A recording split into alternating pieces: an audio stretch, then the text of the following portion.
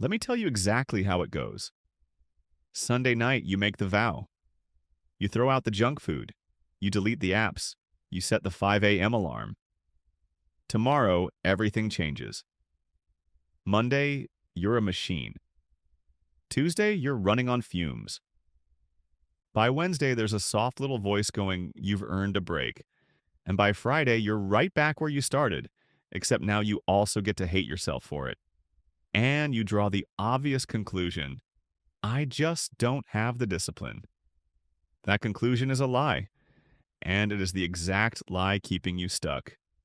Because the people who look effortlessly disciplined are not stronger than you.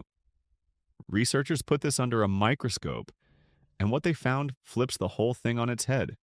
Those people aren't winning the war with themselves. They've quietly made sure the war never starts. Discipline isn't a muscle you flex, it's a setup. And once you see how the setup works, you stop fighting yourself and start doing something almost insultingly easy. First, kill the idea in your head. For years, even scientists told you willpower was a fuel tank. Burn it resisting one thing, and there's less left for the next. Gorgeous theory. Then 23 labs ran the classic experiment again to confirm it, and the effect evaporated.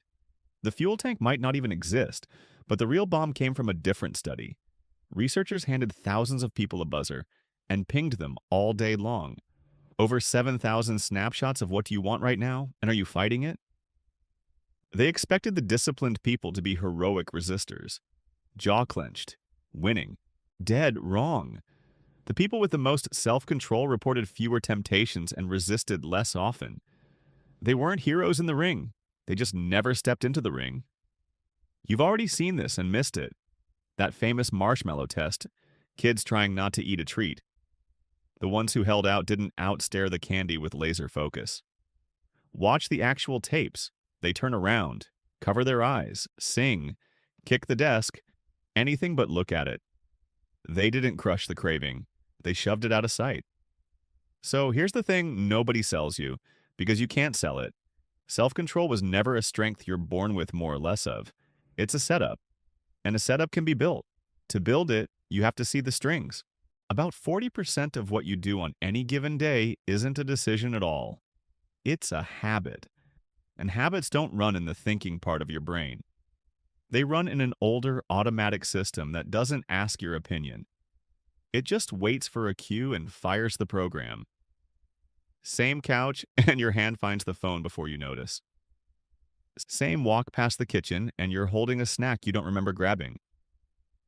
You feel like the author of your day. Half the time you're a trigger going off, writing the story afterward.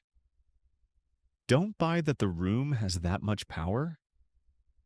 Watch what happens when the room changes. Researchers tracked students who transferred to a new university. Same people, same intentions, brand new environment. Their old habits snapped. The behaviors they were sure were them had been living in the old dorm, the old route, the old kitchen the whole time. Move the person, and the habit stays behind. That's the secret in plain sight. The habit was never inside you. It was in the room. You are not a weak person drowning in temptation. You are a completely normal person wired into cues you never chose. And every cue is a little string pulling, which is the best news you'll hear all year, because a string you can see is a string you can cut. Cutting them comes down to two dials that do almost all the work. Dial 1, friction. Every extra step between you and an action makes it less likely. Every step you delete makes it more likely. That is the whole game. The phone charging in the next room doesn't need to be resisted. It's just annoying to go get. The junk food that isn't in the house wins 0 arguments at midnight because it's not there to argue. You don't need more willpower. You need the bad thing 20 seconds harder to reach and the good thing already in your hand. Want to read more? Book on the pillow. Want to play guitar? On the stand. Not zipped in a case in a closet. You're not motivating yourself. You're deleting steps. Dial 2. Defaults. Whatever sits in your eye line and within arm's reach becomes what you do. So make the good option the path of 0 resistance. And do not underestimate a default. In countries where you have to sign up to be an organ donor, about 15% of people are donors. In nearly identical countries where you're a donor, automatically unless you opt out, over 90%. Same humans, same hearts. One checkbox flips the default. Your kitchen counter is a default. Your phone's home screen is a default. Your entire Friday night is a default. You just never set a single one on purpose. 2 more moves and you've got the whole kit. When life is already moving the furniture for you, a move, a new job, a new year, your old strings are already cut. That is the moment to install the new habit, while your brain has nothing to defend. And whenever you can, decide upstream. Don't fight the cookie at midnight in a tired, hungry body. You'll lose every time. Win it in daylight at the store where it costs you nothing. Beat the moment before the moment arrives. Do this for a few weeks and something bigger than a habit changes. You stop being the person who's always trying, always negotiating, always a little ashamed. The energy you used to burn fighting yourself is just free.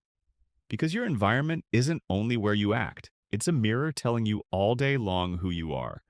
Build a room for the person you want to be, and slowly, it hands that person back. So tonight, don't make the resolution. Don't promise to be stronger tomorrow. That's the lie that started all of this, and it fails the same way every time. Do one stupidly small thing instead. Pick one room. Take one piece of friction off a habit you want. Add 20 seconds to one you don't. Move the bowl, hide the charger, leave the book out. One change, and let the room carry it. You were never weak. You were fighting on a battlefield you built by accident. So build it on purpose. And watch how much of your willpower problem was never about willpower at all.